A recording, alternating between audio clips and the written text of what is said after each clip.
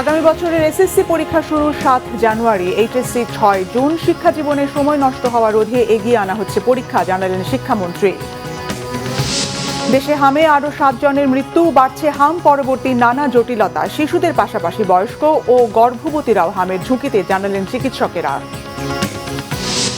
শাপলা চত্বরে হত্যা মামলায় গ্রেফতার দেখানো হলো সাবেক মন্ত্রী দীপু মনি, সাংবাদিক মোজাম্মেল বাবু ও ফারজানা রূপাকে। ইনুর মানবতা বিরোধী অপরাধের মামলার রায় যে কোনো দিন। ওমানে গাড়ির ভেতর থেকে ৪ ভাইয়ের মরদেহ উদ্ধার। সিলিন্ডারের গ্যাসের বিষক্রিয়ায় মৃত্যুর আশঙ্কা। দুজনের দেশে ফেরার কথা ছিল আগামীকাল, পরিবারের শোকের মাতম। গাজীপুরের কাপাসিয়ায় ৫ খুনে অভিযুক্ত ফোরকান পদ্মা সেতু থেকে লাফ দিয়ে আত্মহত্যা করেছে, ধারণা পুলিশের। বাসের হেলপারের কাছ থেকে মোবাইল ফোন উদ্ধার। দেখছিলেন ক্রাউন সিমেন্ট সংবাদ শিরোনাম। ২০২৭ সালের এসএসসি ও সমমানের পরীক্ষা শুরু হবে ৭ জানুয়ারি, আর এইচএসসি পরীক্ষা শুরু হবে ৬ জুন। শিক্ষার্থীদের শিক্ষাজীবন থেকে যেন সময় নষ্ট না হয়, সেজন্য এই সিদ্ধান্ত নেওয়া হয়েছে বলে জানান শিক্ষামন্ত্রী ডক্টর আ.ন.ম এহসানুল হক মিলন। সচিবালয়ে শিক্ষা মন্ত্রণালয়ে এক জরুরি সংবাদ সম্মেলনে তিনি বলেন, মাত্র ২ মাসে শিক্ষা ব্যবস্থার আমূল পরিবর্তন সম্ভব নয়, তবে চেষ্টা করা হচ্ছে গুণগত মান বাড়ানোর।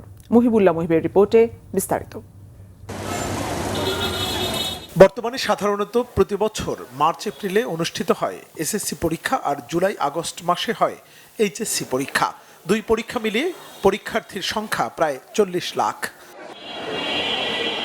বেশ কিছুদিন ধরেই শিক্ষামন্ত্রী বলে আসছিলেন, এসব শিক্ষার্থীর পরীক্ষা এবং ফলাফল প্রকাশের সময়কাল দীর্ঘ হওয়ায় শিক্ষা জীবন থেকে একটি বড় সময় নষ্ট হয়ে যায়। তাই আগামী বছর থেকে এই দুইটি বড় পরীক্ষার সময়সূচিতে ব্যাপক পরিবর্তনের সিদ্ধান্ত নিয়েছে সরকার।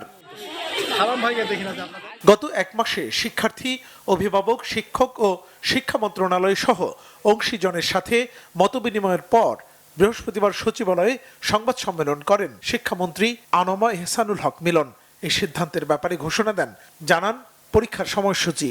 স্টেক হোল্ডারদের সাথে ব্যাপক আলোচনার সাপেক্ষে আমরা সিদ্ধান্ত নিয়েছি যে আমরা শুরু করব এসএসসি শুরু করব জানুয়ারি ৭ তারিখ ২০২৭, এবং তাদের পরীক্ষা শেষ হবে ৬ ফেব্রুয়ারি ২০২৭। আমরা রুটিনও রেডি করেছি, একই সাথে আমরা রুটিনও দিয়ে দিচ্ছি। আর এইচএসসি আমরা সকলের সাথে আলোচনা করেছি, এখানে কিছুটা সময় আমরা গুছিয়ে এনেছি যেন তারা পরীক্ষা পাস করার পর ফল সেমিস্টার ধরতে পারে। আমরা শুরু করব ৬ জুন এবং শেষ করব ১৩ জুলাই। এক প্রশ্নের জবাবে শিক্ষামন্ত্রী বলেন, এসএসসি এবং এইচএসসি পরীক্ষার জন্য স্কুল বন্ধ না রেখে যাতে অন্যান্য শ্রেণীর শিক্ষার্থীদের পাঠ্যক্রমের সমস্যা সৃষ্টি না হয়, এজন্য সারা দেশের উপজেলাগুলোতে একটি করে স্বতন্ত্র পরীক্ষা কেন্দ্র তৈরির পরিকল্পনা করছে সরকার। নিউলি ইলেক্ট গভর্নমেন্ট আমরা প্রত্যেকটি উপজেলায় একটি মাল্টিপারপাস পরীক্ষা কেন্দ্র স্থাপনের প্রজেক্ট আমরা হাতে নিয়েছি। ২০০২ জানুয়ারি মাসের ১ তারিখে আমরা বই দিয়ে আসছিলাম, ২০০৬ পর্যন্ত দিয়ে আসছি। অতএব এটা তো আমাদের প্র্যাকটিসে আগেই করে ফেলছি, সেটা নিয়ে তার আমার নতুন প্র্যাকটিস করতে হবে না। এটা ডান, ১ তারিখে বই আসবে, এটা তো জানি সবাই। ইনশাআল্লাহ ৭ তারিখে আমরা পরীক্ষা দিচ্ছি। এই ৭ দিনের ভিতরে বইগুলি নিয়ে নিবে, ওরা নতুন বইয়ের নতুন গন্ধ, নতুন বই পড়তে থাকবে। এদিক দিয়ে আমরা গ্যাপে গ্যাপে নিয়ে নিব। এছাড়া জিপিএ ৫ পাওয়ার চেয়ে শিক্ষকদের প্রশিক্ষণকে আরো বেশি গুরুত্ব দেওয়া হচ্ছে বলেও জানান শিক্ষামন্ত্রী। আপনি যে হিসাব করছেন সেই হিসাব না। মুহিবুল্লাহ মুহিব, বাংলা ভিশন, ঢাকা। দেশে হাম আক্রান্তের সংখ্যা বৃদ্ধির সঙ্গে উদ্বেগ বাড়াচ্ছে হাম পরবর্তী জটিলতা। বিশেষ করে নিউমোনিয়া সহ নানা সংক্রমণে গুরুতর অসুস্থ হয়ে হাসপাতালে ভর্তি হচ্ছে শিশুরা। চিকিৎসকরা বলছেন, শিশুদের পাশাপাশি বয়স্ক ও গর্ভবতী নারীর জন্য হামের ঝুঁকি রয়েছে। আর হাসপাতালে গিয়ে পর্যাপ্ত চিকিৎসা না পাওয়ার অভিযোগ করছেন অনেক অভিভাবক। এদিকে গত ২৪ ঘন্টায় দেশে হাম ও উপসর্গে মারা গেছে আরও ৭ জন। নতুন করে আক্রান্ত ১,৫১৮ জন। মেজবা রহমানের রিপোর্ট। হাম ও হাম পরবর্তী জটিলতায় আক্রান্ত শিশুর সংখ্যা এখনও উদ্বেগজনক। রাজধানীর বিভিন্ন সরকারি হাসপাতালে প্রতিদিনই ভর্তি হচ্ছে নতুন রোগী। চিকিৎসকদের মতে সম্প্রতি টিকাদান কার্যক্রম জোরদার হয় নতুন করে হাম আক্রান্তের সংখ্যা কিছুটা কমলেও দেরিতে হাসপাতালে আসা এবং শারীরিক দুর্বলতার কারণে অনেক শিশু জটিলতায় ভুগছে। টিকা দেওয়ার পর 4 থেকে 5 সপ্তাহ লাগে শরীরের রোগ প্রতিরোধকারী হামের অ্যান্টিবডি ডেভেলপ করা, আর পুরোপুরি ডেভেলপ করতে গেলে আপনাকে 2টা ডোজ লাগবে মিনিমাম। সুতরাং 2টা ডোজ পাওয়ার পর দেখা যাবে যে মোটামুটি এই বাচ্চাটা প্রোটেক্টেড বলা যায়। শুধু শিশুরাই নয়, বয়স্ক ব্যক্তি ও গর্ভধারী নারীদের জন্য হাম ঝুঁকিপূর্ণ বলে জানিয়েছেন বিশেষজ্ঞরা। রোগ প্রতিরোধ ক্ষমতা কম থাকলে জটিলতা আরও বাড়তে পারে। একটা বয়স্ক মানুষ, স্বাস্থ্যকর্মী, গর্ভবতী মা, এদের কিন্তু হাম ওদের জন্য একটা বিরাট রিস্ক ফ্যাক্টর। তো সাধারণত দেখা যায় বড়দের কেন হয় না, দেখা গেছে যে ওদের হয়তো ছোটোবেলায় হাম হয়ে গিয়েছিল, সুতরাং হামের প্রতিরোধ আছে, কিংবা যারা 2টা ভ্যাকসিন পেয়েছে তারা প্রতিরোধ হয়ে আছে, সেই কারণে যে বড়দের হওয়ার সম্ভাবনা খুবই কম। তবু হবে না এই কথাটা বলা যায় না। এদিকে হাসপাতালে এসে আশানুরূপ চিকিৎসা না পায় অভিযোগ করেছেন অনেক অভিভাবক। শয্যার সংকট, দীর্ঘ অপেক্ষা, প্রয়োজনীয় সেবার ঘাটতির কথাও জানান তারা। চিকিৎসক যারা তারা প্রপারলি আসলে পুরো কথাটাই শুনতে চায় না, খুব বেশি ব্যস্ত, এত বেশি ব্যস্ত যে আমাদের চিকিৎসক কিভাবে কত তাড়াতাড়ি বাইরে বের হবে, কিভাবে তিনি তার বাইরে চেম্বার করবেন, ওইখানে কিভাবে যত বেশি ভিজিট নিতে পারবেন, এই একটা আমাদের চিকিৎসকদের একটা প্রতারণা। আগে আইসিইউতে ছিল, কিন্তু আমার বাবুটা যদি অসুস্থ হয়ে থাকে তাহলে ওকে কেন বার করা হয়েছে আইসিইউ থেকে? এখন কেন আপনার 24 ঘন্টা হয় নাই, এখন কেন ওকে আবার পিএইচইউতে নেওয়া হবে? বিশেষজ্ঞরা বলছেন সময় মতো টিকা গ্রহণ, পরিচ্ছন্নতা বজায় রাখা এবং উপসর্গ দেখা দিলে দ্রুত চিকিৎসা নেওয়াই পারে হামওয়ের জটিলতা থেকে সুরক্ষা দিতে। মিসবাহ রহমান, বাংলাভিশন, ঢাকা।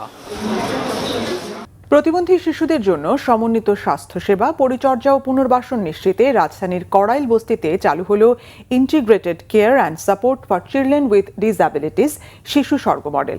অনুষ্ঠানে জিয়াউর রহমান ফাউন্ডেশনের সহসভাপতি ডাক্তার জুবাইদা রহমান জানিয়েছেন, বাস, ট্রেন, লঞ্চে বিনা ভাড়ায় প্রতিবন্ধী ব্যক্তিদের যাতায়াতের বিধান করা হবে। বিস্তারিত জানাচ্ছেন আসমা আক্তার নূপুর। রাজধানীর করাইল বস্তিতে বিশেষ চাহিদা সম্পন্ন শিশুদের নিয়ে এক ব্যতিক্রমধর্মী আয়োজন।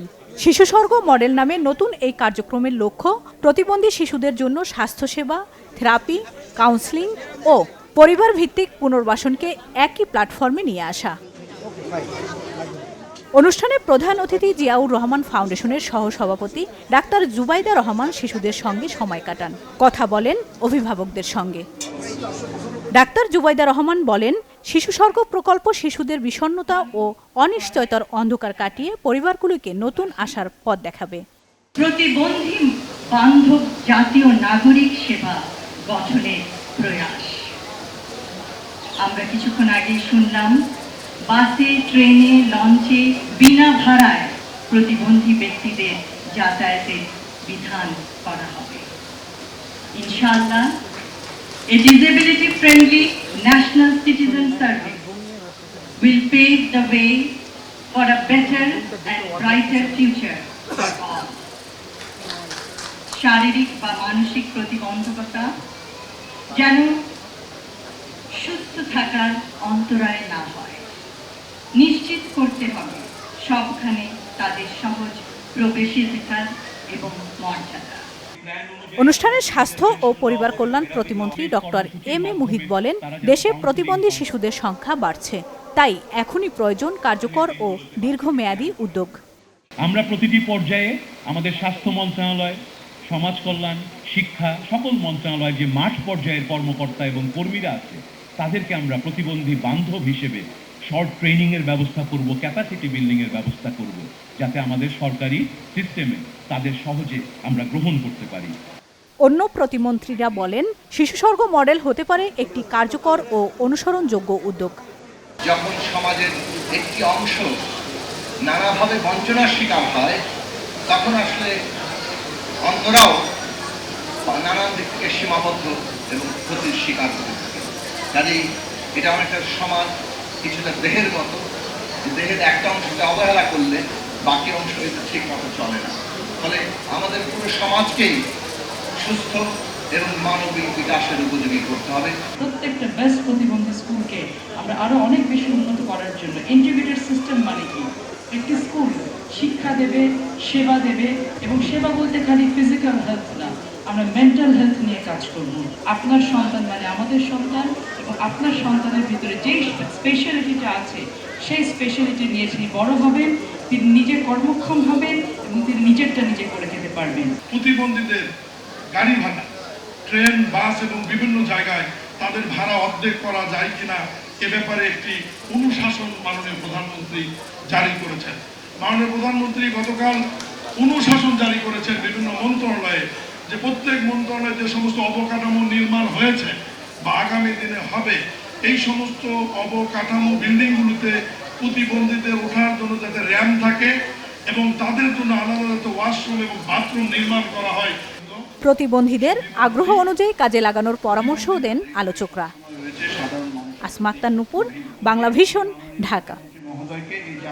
মতিঝিল শাপলা চত্বরে হেফাজতে ইসলামের সমাবেশে হত্যাকাণ্ডের ঘটনায় দায়ের করা মানবতা বিরোধী অপরাধের মামলায় গ্রেপ্তার দেখিয়ে সাবেক মন্ত্রী ডাক্তার দীপু মনি, সাংবাদিক মোজাম্মেল বাবু ও ফারজানা রূপাকে কারাগারে পাঠিয়েছে আন্তর্জাতিক অপরাধ ট্রাইব্যুনাল। এদিকে জুলাই হত্যাকাণ্ডের মামলায় জাসদ সভাপতি হাসানুল হক ইনুর মামলায় যুক্তিতর্ক উপস্থাপন শেষ, রায় ঘোষণার জন্য অপেক্ষমান রেখেছে ট্রাইব্যুনাল। বিস্তারিত সৈকত সাদিকের প্রতিবেদনে। 2013 সালের 5 মে মতিঝিলের শাপলা চত্বরের হেফাজতে ইসলামের সমাবেশে সহিংসতা ও হত্যাকাণ্ড ঘটে। সেই ঘটনার তদন্ত করছে আন্তর্জাতিক অপরাধ ট্রাইব্যুনালের তদন্ত সংস্থা। এই মামলায় গ্রেপ্তার দেখাতে বৃহস্পতিবার ট্রাইব্যুনালে হাজির করা হয় আওয়ামী লীগ সরকারের সাবেক মন্ত্রী দীপু মনি, 2 সাংবাদিক মোজাম্মেল বাবু ও ফারজানা রূপাকে। পরে মামলার শুনানিতে প্রসিকিউশন 3 আসামির বিরুদ্ধে এই মামলায় গ্রেফতার দেখানোর আবেদন করেন। বিচারপতি গোলাম মুর্তুজা মজুমদারের নেতৃত্বাধীন ট্রাইব্যুনাল তা মঞ্জুর করেন। শুনানি শেষে আসামি পক্ষের আইনজীবী দাবি করেন, এই ঘটনার সঙ্গে সাংবাদিকদের জড়ানোর কোনো অবস্থাতেই কাম্য নয়। সব বিষয় এখানে আসে না। একটা গণমাধ্যম কর্মী, গণমাধ্যমে তার যে কাজ সেটা উনি করেছেন। এইটা করার জন্য যদি মানবতা বিরোধী অপরাধ হয়, তাহলে এই যে আপনারা আজকে যে আসছেন এখানে, এই আপনাদেরও বিভিন্ন রিপোর্ট আগামীতে এরকম এই মানবতা বিরোধী অপরাধ হিসেবে চিহ্নিত হতে পারে। তবে চিফ প্রসিকিউটর জানান, হেফাজতের ঘটনায় এই আসামিদের সংশ্লিষ্টতা রয়েছে। শুধু সাংবাদিক নয়, মানবতা বিরোধী অপরাধে জড়িত যে কাউকে ট্রাইব্যুনাল হাজির করতে পারে। আজকে 32 জন মানুষের তো আমরা আইডেন্টিফিকেশন মানে তাদের পরিচয় আমরা পেয়েছি। ভুল প্রতিবেদনের জন্য আমরা তাকে অভিযুক্ত করিনি। শাপলা চত্বরে যে ঘটনাটা ঘটবে, তিনি আগে থেকেই এই টোটাল মেকানিজমের মধ্যে জড়িত ছিলেন। সেইখানে অপরাধ এবং পাশে সেই মেকানিজমের মধ্যে যে তিনি ছিলেন, সেইটা তার পরবর্তীতে সমীকরণ রিপোর্টের মধ্য দিয়ে এটা সুস্পষ্টভাবে প্রতীয়মান হয়েছে। এদিকে জুলাই অভ্যুত্থানে 6 জনকে হত্যার ঘটনায় দায়ের করা মামলায় জাসদ সভাপতি সাবেক মন্ত্রী হাসানুল হক ইনুর বিরুদ্ধে যুক্তিতর্ক উপস্থাপন শেষ হয়েছে। রায় দেওয়া হবে যে কোনো দিন। জনাব ইউনূস সাহেব বলছেন যে তিনি এইবার জঙ্গি কার্ড খেলবেন এবং তারই এই জঙ্গি কার্ড খেলার অর্থই হচ্ছে যে নির্বিচারে গুলি করে মানুষকে হত্যা করতে হবে, এবং তাই হয়েছিল শেষে। এই সমস্ত চার্জগুলো আমরা এনেছি, সাক্ষ্য প্রমাণ দিয়ে আমরা প্রমাণ করেছি। সেইটাই আমরা আজকে ট্রাইব্যুনালে আমরা যুক্তিতর্কের মধ্যে দিয়ে তার যে বক্তব্য, তৎকালীন সরকারের যে কার্যক্রম, যেগুলো আমাদের সংগৃহীত রেকর্ডপত্রে যা আছে, সেগুলো আমরা আদালতের কাছে উপস্থাপন করেছি। তবে ইনুর পক্ষের আইনজীবী দাবি করেন, তৎকালীন প্রধানমন্ত্রী শেখ হাসিনার সঙ্গে তার মক্কেল মোবাইল ফোনে কথা বললেও ছাত্র জনতার বিপক্ষে ছিলেন না। সেখানে সাধারণ মানুষের উপর গুলি করতে হবে বা তাদেরকে দমন করতে হবে, এই ধরনের কোনো কথোপকথন সেখানে ছিল না। সৈকত সাদিক, বাংলা ভিশন, ঢাকা। পরিচ্ছন্ন নগরী গড়তে জনপ্রতিনিধি ও সাধারণ জনগণকে একযোগে কাজ করার আহ্বান জানিয়েছেন মুক্তিযুদ্ধ বিষয়ক প্রতিমন্ত্রী ইশরাক হোসেন। বিএনপি ও অঙ্গ সংগঠনগুলোর নেতাকর্মীদের ক্লিন ঢাকা বাস্তবায়নে এগিয়ে আসার আহ্বান জানান তিনি। জাতীয়তাবাদী মুক্তিযুদ্ধের প্রজন্মের উদ্যোগে সকালে রাজধানীর গুলিস্তানে জাতীয় স্টেডিয়াম এলাকায় প্রধানমন্ত্রী ঘোষিত ক্লিন ঢাকা বাস্তবায়নে পরিষ্কার পরিচ্ছন্নতা অভিযানে অংশ নিয়ে এই আহ্বান জানান মুক্তিযুদ্ধ বিষয়ক প্রতিমন্ত্রী ইশরাক হোসেন। তিনি বলেন, আধুনিক ও পরিচ্ছন্ন নগরী গড়ে তুলতে নিজ নিজ বাসার আশেপাশের এলাকা পরিষ্কারের দায়িত্ব দেশের প্রতিটি নাগরিককেই নিতে হবে। তিনি বলেন, এই কর্মসূচি পালন করা হচ্ছে জনসচেতনতা বাড়ানোর জন্য। যত কর্মসূচি পালন করা হোক না কেন, জনগণ যদি সচেতন না হয় তাহলে এই শহরে কোনোদিনও বাসযোগ্য সুস্থ পরিবেশ গড়ে তোলা যাবে না। তিনি বলেন, ঢাকা শহরে জনসংখ্যার চাপ ধারণ ক্ষমতার বাইরে চলে গেছে। ঢাকা থেকে চাপ কমিয়ে কিভাবে বিভিন্ন প্রতিষ্ঠানকে আশেপাশের এলাকায় নিয়ে যাওয়া যায় এবং কর্মসংস্থান বাড়ানো যায় সেই বিষয়ে কর্মপরিকল্পনা নিতে হবে। দেশনায়ক জনাব তারেক রহমান যে ক্লিন ঢাকা কর্মসূচির ঘোষণা দিয়েছেন, তার মাধ্যমে আমরা যারা সকলে নির্বাচিত জনপ্রতিনিধিরা রয়েছি, আমরা যার যার এলাকায় যার যার অবস্থান থেকে এবং সকল আমাদের বিএনপি এবং সকল অঙ্গ ও সহযোগী সংগঠনের নেতৃবৃন্দ যার যার অবস্থান থেকে এই ক্লিন ঢাকা কর্মসূচি পালনের মাধ্যমে আমাদের শহরকেও আমরা পরিষ্কার করতে চাই। পাশাপাশি আমরা জনগণের মাঝে আমরা কিছু জনসচেতনতামূলক বার্তা ছড়িয়ে দিতে চাই। আমাদেরকে নিজেদের শহরের প্রতি নিজেদেরকে টেক কেয়ার করতে হবে। ভয়েস ক্লোনিং, গুজব ও অনলাইনে মিথ্যা তথ্য প্রচার রোধে সরকার কাজ করে যাচ্ছে বলে জানিয়েছেন তথ্য ও সম্প্রচার প্রতিমন্ত্রী ইয়াসের খান চৌধুরী। তিনি বলেন, প্রযুক্তির অপব্যবহার করে অনলাইনে বিভ্রান্তিকর তথ্য ও গুজব ছড়ানো হচ্ছে, যা সমাজে নেতিবাচক প্রভাব ফেলছে। রাজধানী দারুস সালামে জাতীয় গণমাধ্যম ইনস্টিটিউটে অনুষ্ঠিত বাংলাদেশ সিনেমা ও টেলিভিশন ইনস্টিটিউট BCTIA এর স্বল্পমেয়াদী প্রশিক্ষণ কোর্সের সমাপনী অনুষ্ঠানে কথা বলেন তিনি। প্রতিমন্ত্রী বলেন, আধুনিক প্রযুক্তির সঙ্গে তাল মিলিয়ে গণমাধ্যম কর্মীদের দক্ষতা বাড়ানো জরুরি। এজন্য প্রশিক্ষণ ও মানব সম্পদ উন্নয়নে সরকার গুরুত্ব দিচ্ছে। দক্ষ ও দায়িত্বশীল গণমাধ্যম কর্মী তৈরিতে এ ধরনের প্রশিক্ষণ কার্যক্রম ভবিষ্যতেও অব্যাহত থাকবে বলে জানান আয়োজকেরা। Voice cloning is also part of artificial intelligence, যেটা দিয়ে অনেকের ভয়েস ফেক করে অনেক সময় প্রতারণা হয়, আবার অনেকের ভয়েস করে। দিস ইজ আমাদের দেশে আইনটাকেও এটা একটু পরিবর্তন করার প্রয়োজন আছে বলে আমি মনে করি। বিভিন্ন কর্মশালায় এবং আমাদের সংবাদ সম্মেলন সহ আমরা যে নিয়মিত ব্রিফিং করি, সেখানেও আমি কয়েকবার উল্লেখ করেছি যে আমাদের মিসইনফরমেশন, ডিসইনফরমেশন নিয়ে আমরা কাজ করছি, একটা টিম সেট আপ করার চেষ্টা করছি। তবে আমরা সকলের সহযোগিতা চাই সেখানে। আমাদের দেশে টেলিভিশন সাংবাদিকতায় সম্পাদকীয় স্বাধীনতা ও নৈতিক সাংবাদিকতা নিশ্চিতের লক্ষ্য নিয়ে গঠিত হয়েছে টেলিভিশন এডিটর্স কাউন্সিল। রাজধানীর ওয়েস্ট এন্ড হোটেলে এক সভায় সংগঠনটির আহ্বায়ক কমিটি ঘোষণা করা হয়। সভায় সর্বসম্মতিক্রমে বাংলাভিশনের প্রধান সম্পাদক ও বার্তা প্রধান ডক্টর আব্দুল হাই সিদ্দিককে আহ্বায়ক এবং সময় টিভির সিইও সৈয়দ জুবায়ের আহমেদ বাবুকে সদস্য সচিব করে আহ্বায়ক কমিটি গঠন করা হয়। এছাড়া সদস্য হিসেবে আছেন ডিবিসি নিউজের সম্পাদক লুটন একরাম, ৭১ টিভির বার্তা প্রধান ও সিওও শফিক আহমেদ, বৈশাখী টেলিভিশনের বার্তা প্রধান জিয়াউল কবির সুমন, ইন্ডিপেন্ডেন্ট টেলিভিশনের প্রধান বার্তা সম্পাদক মোস্তফা আকমল, চ্যানেল 9-এর নির্বাহী সম্পাদক মোহাম্মদ ফরহাদুল ইসলাম ফরিদ, গাজী টিভির বার্তা প্রধান গাউসুল আজম বিপু এবং দেশ টিভির বার্তা প্রধান ও নির্বাহী কর্মকর্তা মহিউদ্দিন আহমেদ। সভায় দেশের 24টি টেলিভিশন সংবাদ মাধ্যমের সম্পাদকীয় নেতৃত্ব পর্যায়ের সাংবাদিকেরা অংশ নেন। সংগঠনের লক্ষ্য উদ্দেশ্য উপস্থাপনের পর সর্বসম্মতিক্রমে গঠন করা হয় টেলিভিশন এডিটর্স কাউন্সিল এর আহ্বায়ক কমিটি। সভায় বক্তারা বলেন, সংবাদপত্র খাতের মতো টেলিভিশন সাংবাদিকতার ক্ষেত্রেও সম্পাদকীয় নেতৃত্বের একটি শক্তিশালী ও দায়িত্বশীল প্ল্যাটফর্ম সময়ের দাবি। তারা আশা প্রকাশ করেন, টেলিভিশন এডিটর্স কাউন্সিল পেশাগত উৎকর্ষ, সাংবাদিকতার নৈতিকতা ও সংবাদকর্মীদের স্বার্থ রক্ষায় কার্যকর ভূমিকা রাখবে। আহ্বায়ক কমিটি জানায়, শিগগিরই সংগঠনটির পূর্ণাঙ্গ কার্যক্রম, সদস্যপদ ও ভবিষ্যৎ কর্মপরিকল্পনাও চূড়ান্ত করা হবে।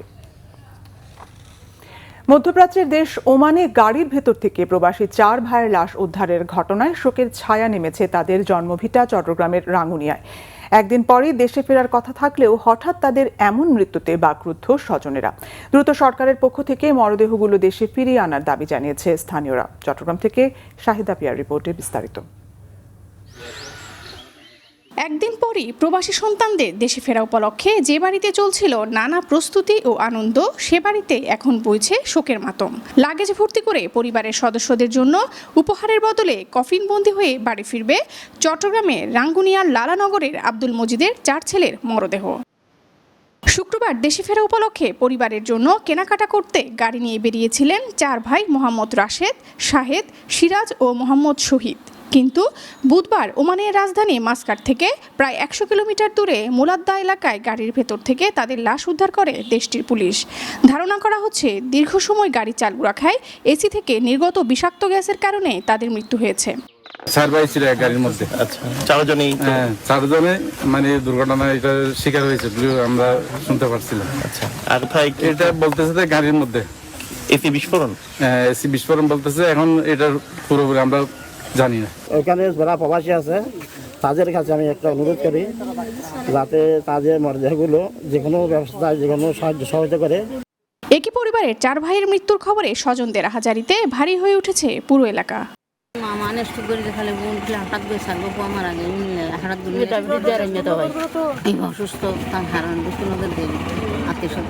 মাকে এখনো জানে না। হঠাৎ এখন শুনছি তারা বিদেশি থেকে 4 ভাই একত্রে মারা গেছে। এটা শুনে আমার মনে খারাপ লাগছে, তখন তাড়াতাড়ি আসতেছি, এখন তাদের অবস্থা কি জানার জন্য। রাঙ্গুনিয়া লালানগর ইউনিয়নের আব্দুল মজিদের 5 ছেলের মধ্যে 4 জনই ছিলেন ওমানে। নিহত 4 ভাইয়ের মধ্যে মোহাম্মদ রাশেদ ও মোহাম্মদ শাহেদ বিবাহিত ছিলেন। এদিকে এটি দুর্ঘটনা কিনা সে ব্যাপারে নিশ্চিত হতে ময়না তদন্ত ও মেডিকেল রিপোর্টের অপেক্ষায় ওমান পুলিশ। শাহিদা পিয়া, বাংলা ভিশন, চট্টগ্রাম। গাজীপুরের কাপাসিয়ায় স্ত্রী, 3 সন্তান ও শ্যালক হত্যায় অভিযুক্ত ফোরকান পদ্মা সেতু থেকে লাফ দিয়ে আত্মহত্যা করেছে বলে ধারণা করছে পুলিশ। বিকেলে গাজীপুরের পুলিশ সুপার মোহাম্মদ শরীফ উদ্দিন প্রেস ব্রিফিংয়ে জানান, মেহেরপুর থেকে বাসের এক হেলপারের কাছ থেকে ফোরকানের মোবাইল ফোনটি উদ্ধার করা হয়। সিসিটিভি ফুটেজে দেখা যায় ফোরকান পদ্মা সেতুর রেলিংয়ে ব্যাগ ও জামাকাপড় রেখে নদীতে ঝাঁপ দেয়। এরপর থেকে তার কোনো হদিস মেলেনি। প্রাথমিকভাবে ধারণা করা হচ্ছে নৃশংস ওই হত্যাকাণ্ডের পর ফোরকান নদীতে ঝাঁপ দিয়ে আত্মহত্যা করেছেন।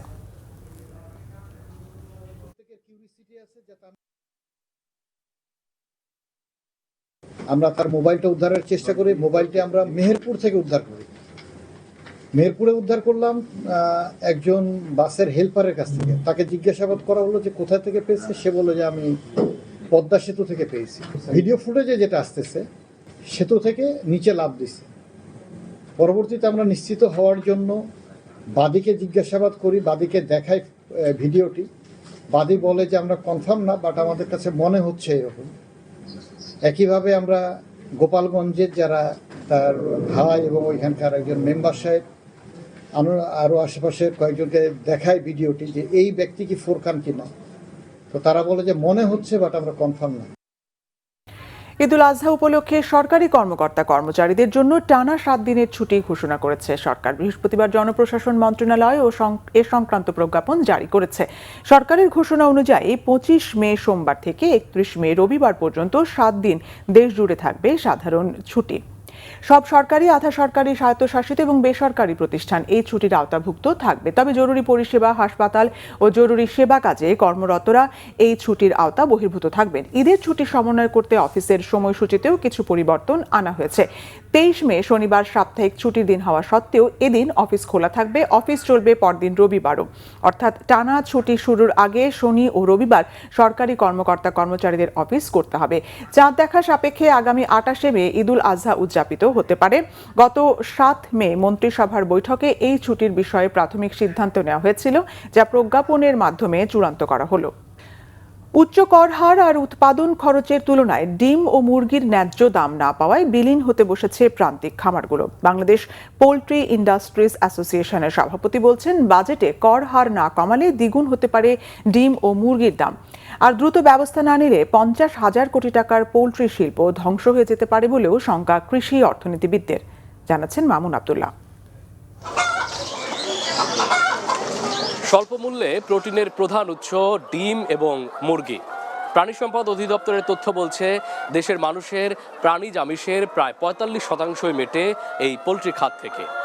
তাই খাদ্য বিশ্লেষকরা বলছেন, দেশের মানুষের পুষ্টি এবং খাদ্য নিরাপত্তার কথা চিন্তা করে এই খাত নিয়ে এখনই সরকারকে ভাবতে হবে। গত 5 বছরে দেশের এই পোলট্রি খাতে উৎপাদন খরচ বেড়েছে প্রায় দ্বিগুণ। চলতি বাজেটে এক লাফে কর্পোরেট কর 15 থেকে বাড়িয়ে করা হয়েছে 27.5%। এর মাঝেই মরার উপর খাড়ার ঘা, দফায় দফায় পোল্ট্রি ফিডের দাম বৃদ্ধি। এমন পরিস্থিতিতে বিপর্যয়ের মুখে দেশের উদীয়মান এই শিল্প খাত। কর্পোরেট ট্যাক্সেশন আমাদের যে 15%টা আছে, এটা আমাদের দাবি যে 15%টাই বহাল থাকুক, যেন আগামী দিনে আমাদের ব্যবসা করার আরও সুযোগ থাকে এবং আগামী দিনের তরুণ প্রজন্ম উৎসাহিত হয় এই শিল্পে আসা। পরিসংখ্যানে দেখা যায় দক্ষিণ ও দক্ষিণ পূর্ব এশিয়ার দেশগুলোর মধ্যে অ্যাগ্রোফিডে কর্পোরেট ট্যাক্সের হার বাংলাদেশেই সবচেয়ে বেশি। বাংলাদেশ পোল্ট্রি ইন্ডাস্ট্রিজ অ্যাসোসিয়েশনের সভাপতি বলছেন, এ হার কমানো না গেলে ডিম আর মুরগি সস্তায় পাওয়া যাবে না। এটার উপর যদি একটা বিরূপ প্রভাব পড়ে ট্যাক্স এবং আপনার ফিসকাল পলিসির জন্য, সেটার যে দুর্ভোগ শুধুমাত্র প্রান্তিক খামারিরা পড়বেন শুধুমাত্র সেটা নয়, বরঞ্চ টোটাল আপাময় জনগণের 18 কোটি জনগণের পুষ্টি নিরাপত্তাও কিন্তু বিপাকে পড়ে যাবে। সাথে সাথে এমনও সংখ্যা তৈরি হতে পারে গুটি কয়েকটি প্রতিষ্ঠানের হাতে এই সেক্টরটার জিম্মি হয়ে যেতে পারে। এ খাতকে বাঁচাতে কর ও শুল্কের বিষয়ে সরকারের আরও নমনীয় হতে হবে, এমনটাই মত কৃষি অর্থনীতিবিদদের। খাবারের বেশিরভাগ ইনগ্রেডিয়েন্টস উপাদান আসে বিদেশ থেকে, তো যখন বিদেশ থেকে আসে তখন তার উপরে স্বভাবতই একটা টেরিফের ব্যাপার আছে।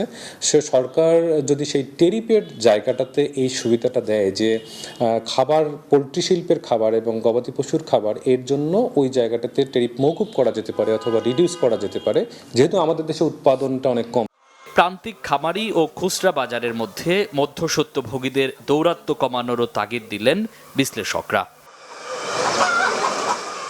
মামুন আব্দুল্লাহ, বাংলা ভিশন, ঢাকা। কৃত্রিম বুদ্ধিমত্তা বা এআই প্রযুক্তিতে বদলাতে শুরু করেছে রাজধানীর গুরুত্বপূর্ণ কিছু এলাকার ট্রাফিক সিস্টেম। স্বয়ংক্রিয়ভাবে মামলা এবং ট্রাফিক কন্ট্রোল কষ্ট কমিয়েছে দায়িত্বরত ট্রাফিক পুলিশের। তবে চালকদের কারো কারো মধ্যে আইন না মানার প্রবণতা এবং অটোরিকশা চালকদের স্বেচ্ছাচারিতায় পুরোপুরি সুফল মিলছে না। এ ব্যবস্থাকে স্বাগত জানালেও সড়কে শৃঙ্খলা আনতে অটোরিকশা চলাচলে আরও কঠোর নজরদারির তাগিদ সচেতন চালকদের। মামুন আব্দুল্লাহর আরেকটি রিপোর্ট। রাজধানীর সড়কের কথা মাথায় আসলেই সবার আগে আসে বিশৃঙ্খলা আর যানজটের কথা। তাই সড়কে শৃঙ্খলা ফেরাতে ট্রাফিক নজরদারিতে যুক্ত হয়েছে কৃত্রিম বুদ্ধিমত্তা বা এআই প্রযুক্তি, যেখানে স্বয়ংক্রিয়ভাবে ট্রাফিক কন্ট্রোল এবং ক্যামেরা মামলার ব্যবস্থা রাখা হয়েছে। শুরুতে বাংলা মোটর, কাউরানবাজার ও ফার্মগেটের মতো রাজধানীর গুরুত্বপূর্ণ 30টি পয়েন্টে বসানো হয়েছে এআই ক্যামেরা। এ ব্যবস্থাকে স্বাগত জানিয়ে চালকরা বলছেন, এর সাথে ধীরে ধীরে মানিয়ে নিতে শুরু করছেন তারা। আগে তো নিয়ম শৃঙ্খলা ছিল না, একজন যেহেতু একজন আসতো।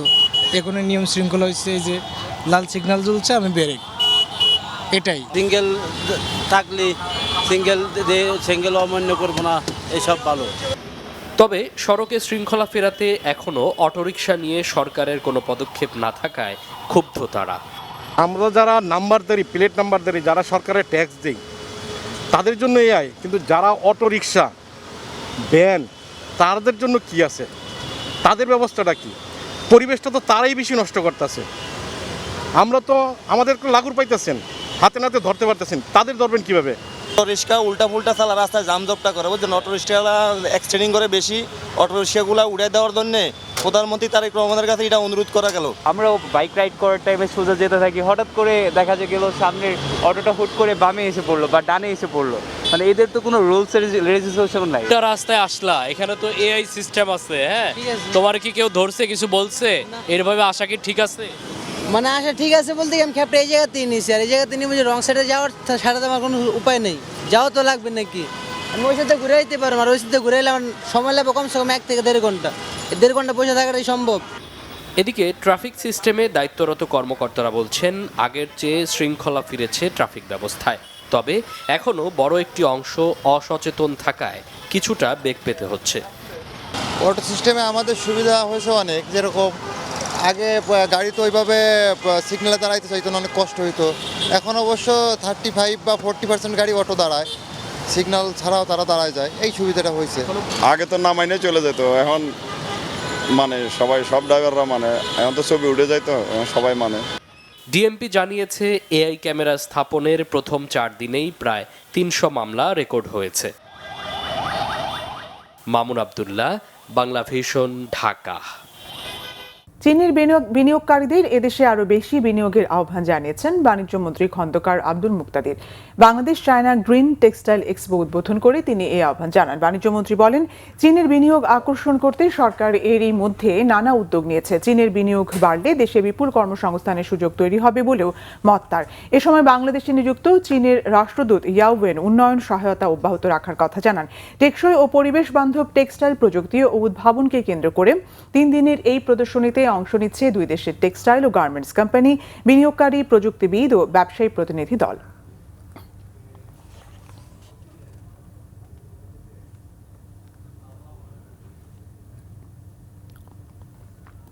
লালমনিরহাটের হাতীবান্ধা উপজেলার আমঝোল সীমান্তে খাদিমুল ইসলাম নামে এক যুবক নিহত হয়েছেন। হত্যাকাণ্ডের সঙ্গে জড়িত নয় বলে দাবি করেছে বিএসএফ। খাদিমুল ইসলাম ভারতীয় সীমান্তরক্ষী বাহিনী বিএসএফ এর গুলিতে মারা গেছেন বলে পরিবার দাবি করলেও মৃত্যুর কারণ স্পষ্ট করেনি বিজিবি। নিহতের পরিবারের দাবি, বুধবার রাত ৮টার দিকে সীমান্তের নদীতে মাছ ধরতে গেলে কাঁটাতারের ওপার থেকে গুলি চালায় বিএসএফ। পরে তাকে উদ্ধার করে চিকিৎসার জন্য রংপুর নিয়ে গেলে রাতেই মারা যায় খাদিমুল। লালমনিরহাট ১৫ বিজিবির এক প্রেস বিজ্ঞপ্তিতে জানানো হয়, বিএসএফ হত্যাকাণ্ডের সঙ্গে জড়িত নয় বলে দাবি করেছে। এ বিষয়ে কোম্পানি কমান্ডার ও ব্যাটালিয়ন কমান্ডার পর্যায়ে পতাকা বৈঠকের আয়োজন চলছে বলে জানায় বিএসএফ। নিহতের শরীরের আঘাতের ধরন পর্যালোচনা করা হচ্ছে। গ্রাহককে আধুনিক ও প্রিমিয়াম ব্যাংকিং এর সেবা দেওয়ার ধারাবাহিকতায় সিলেট ওসমানিয়া আন্তর্জাতিক বিমানবন্দরের অভ্যন্তরীণ টার্মিনালে গ্রিন লাউঞ্জ উদ্বোধন করল পূবালী ব্যাংক। এর আনুষ্ঠানিক উদ্বোধন করেন ব্যাংকের পরিচালক রুমানা শরীফ, পরিচালক রানা লায়লা হাফিজ এবং ব্যবস্থাপনা পরিচালক ও প্রধান নির্বাহী মোহাম্মদ আলী। এ সময় পূবালী ব্যাংক সিলেট প্রিন্সিপাল অফিসের মহাব্যবস্থাপক চৌধুরী মোহাম্মদ শফিউল হাসান, কার্ড বিজনেস বিভাগের বিভাগ প্রধান ও উপমহাব্যবস্থাপক NM ফিরোজ কামাল, ওসমানিয়া আন্তর্জাতিক বিমানবন্দরের প্রধান নিরাপত্তা কর্মকর্তা নিখিলেশ কর উপস্থিত ছিলেন। ব্যাংকের ক্রেডিট কার্ডধারীদের ভ্রমণ অভিজ্ঞতাকে আরও স্বাচ্ছন্দ্যময় ও উন্নত করতে আধুনিক ও নান্দনিক পরিবেশে সাজানো পূবালী ব্যাংক গ্রিন লাউঞ্জে রয়েছে প্রিমিয়াম রিফ্রেশমেন্ট, উচ্চ গতির ওয়াইফাই সুবিধা এবং আরামদায়ক আসন ব্যবস্থা। ব্যাংকের নির্ধারিত ক্রেডিট কার্ডধারীরা একজন সহযাত্রী সহ সম্পূর্ণ বিনামূল্যে এই লাউঞ্জ সুবিধা উপভোগ করতে পারবেন। এই ছিল এখনকার মতো। পরের সংবাদ রাত 10:30। এর আগে 9টায় রয়েছে নিউজ 20। দেখার আমন্ত্রণ রইল। এতক্ষণ সঙ্গে থাকায় ধন্যবাদ।